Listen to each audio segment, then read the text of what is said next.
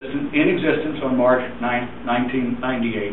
The particularized bulk requirements for all of those uses and what was provided.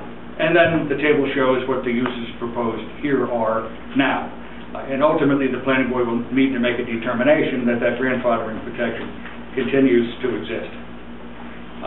That determination, and this is not an infrequent situation in the Village of Goshen, particularly in the CS zoning district, at times is made by the building inspector. If for instance, a store on West Main Street was going to change from selling gloves to selling hats, nothing would come to this planning board. The information would be provided to the building inspector, and if there was some structural alteration inside that needed to be done, the building permit would be issued without planning board approval. Sometimes that determination is made by what we call the TAC, T-A-C, the Technical Advisory Committee of the village. That has a combination of members from the planning board and the building inspector's office and the village engineer, and that determination is made. And in some cases, particularly if it appears to be a close issue, that determination is made by the planning board. And that determination in this case will be made by the planning board. Let me shift gears, because there's been a lot of talk here about whether or not site plan approval is required before this use may open. What is site plan approval and what are the requirements for site plan approval? Again, the ordinance makes those very specific. Some years ago, the ordinance required that any use, any change in use, any new use always required site plan approval and always required a public hearing. And what the village found over time is that, in my example before, changing from whatever I said, a glove store to a hat store, the owner of that property, when there was merely a change in tenancy, would have to come to the village hall, file and pay for an application, schedule a public hearing, hold the public hearing, pay for the engineering review, and probably have anywhere from a 60, in the best case scenario, to a 90 or longer day turnaround time before that use could be authorized. And I think the village board felt that is not a commercially reasonable way to handle things in our business districts, because it's unrealistic to property owners, the landlords, and frankly to the new business tenant who wants to come in, and that we were losing those businesses to other locations, and we weren't getting the best class of tenants, and landlords were losing the motivation to keep up their buildings, so on and so forth. So a determination was made that instead of requiring site plans and public hearings all the time for every type of change in a building, that they would try to find a balance. And that's section 10.2 of the ordinance. And that says that in all districts, site plan approval by the planning board shall be required for, number one, the erection or enlargement of all buildings. So the determination was made that regardless of how we're going to handle existing buildings, if somebody wants to build a new building, that's always going to require site plan approval. Two, site plan approval is required for all uses of vacant land, so that whenever property had been vacant and no use had been carried out, somebody now proposes a new use, whether or not there was to be a construction of a building, site plan approval would be required. And third, and this one is a little wordy, so I'm going to read it to you and you may get the flavor of it if I do so. Site plan approval is required for any change in use or in the intensity of use of buildings or land which will significantly affect the characteristics of the site in terms of required off-street parking, loading, access, drainage, utilities, architectural design district considerations, or other municipal services. It then says, a change in use or intensity of use shall mean a change or alteration from that use that is currently in existence. So remember, the non-conforming use, the grandfathering protection, is a comparison from the March 1998 date to today. And the trigger for site plan approval is a comparison with what uses had been carried on in the building. In this case, because this application was part of the baby place pulling out and the dry cleaners closing down, the change in that use, the combined uses that were in the building at that time, and what is proposed today. And finally, the section says, mere replacement or renovations to a site, not increasing the size of a structure or altering the layout of the structure, shall not require site plan approval. Thus, to summarize this then, if any applicant, not necessarily this one, is proposing to enlarge a building in any fashion, site plan approval is required.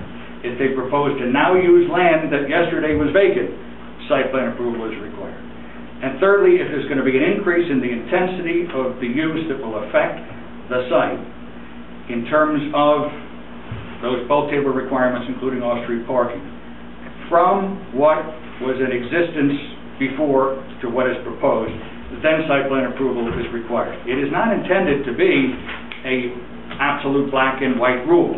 I think you're going to hear, or I think we heard last month, for those of you who were there, that there were not enough votes, because there were only 3 members present, to have made a determination that site plan approval was not required. Therefore, instead of waiting to another cycle of meetings, the applicant conceded that site plan approval would be required. They've submitted that application. There now is a site plan application before the planning board.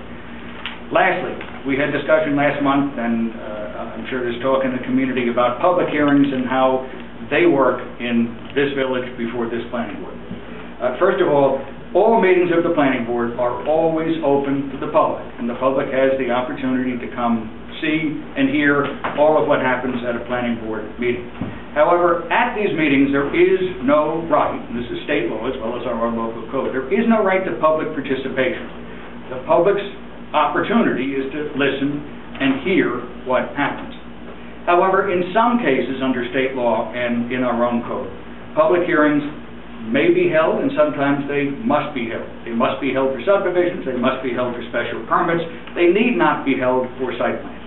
And the determination as to whether or not to hold a site plan approval and the amendments that I talked about before to make things commercially reasonable rest with the planning board. When the public hearing is held, then the public must be given an opportunity to be heard. And anyone wishes to speak and address the board has the opportunity to come, speak, and address the board. When public hearings are held, the notice is put in the official newspaper, which is the Independent Republican, and in most cases, it would be mailed to residents within a certain distance of the site. I think you're going to hear tonight, before the meeting is over, that the planning board is going to hold a public hearing in this matter. And most of the time it does when there's apparent, when site plan approval is required, and when there's apparent interest warranting coming to hear from the public. But unless and until that public hearing is held, there is no right of participation from the public. It is not something that's unique to this application. It is not something that the planning board is doing to squelch comment. There will be a public hearing. You will have your chance. Until then, the planning board has to carry on its functions in an open fashion. You all have the opportunity to listen and see what happens. Okay? I hope that helped. Thank you, Mike. Introduce. Okay. Kelly Jean, representing them, besides Mr. Barone. Steve Esposito, Esposito Associates.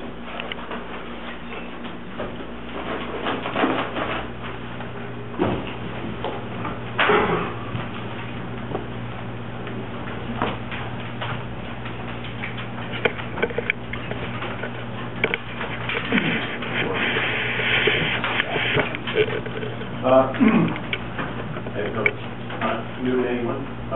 This application has been made for site plan approval. The site is located on North Church Street. The applicant is Kelly English. It's for a eating and drinking establishment, which is permitted use in the CS district. We've been before this board for the past 3 months. Back in April, we discussed with the board and presented to the board our argument, our position with regard to the necessity for site plan review and site plan approval. I think the minutes will reflect that and the decision of the board in April. We were then back prior to that we met with the chief of police and the fire department, chief of the fire department.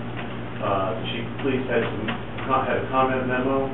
We addressed those comments. We met back with him again. You have another correspondence from him stating that we did address all the comments except for one comment, which has to do with more of a building permit issue, plumbing, venting, that type of stuff, which will take place during the building permit review process. We then, after that, had a TAC meeting with members of the board and your consultants to review. I think there was about 14 issues or 14 items that you wanted this applicant to address and to memorialize on the site documents.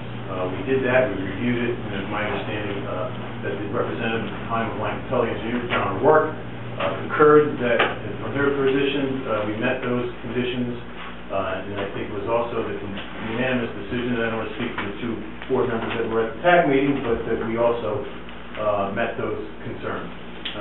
14 conditions. 14 conditions. So we're here tonight, and after the